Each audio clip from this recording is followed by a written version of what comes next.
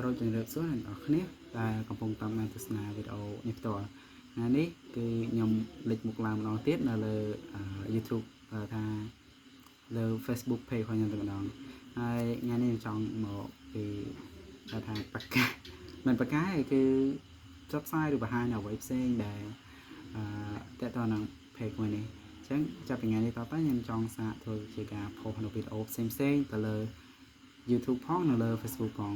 ហើយបើអ្នកនរគ្នាចង់ស្គាល់នៅ YouTube ផងខ្ញុំនឹងដាក់ជា link ខាងក្រោមថែមទៀតចាសសង្ឃឹមថាអ្នកនរគ្នានឹងជួយគ្រប់គ្រង support ដល់ខ្ញុំបាទខំធ្វើវីដេអូ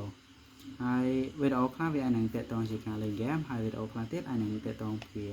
និយាយពី technique ផ្សេងៗឬទាក់ទងនឹង education ថាការសិក្សាផ្សេងៗទៀតចុះអញ្ចឹងសង្ឃឹមថាអ្នកនរគ្នានឹងជួយគ្រប់គ្រងហើយកុំភ្លេចជួយចុច like និងចុច share វីដេអូនេះផងអ្នកនរគ្នាអរគុណច្រើនបាយបាយ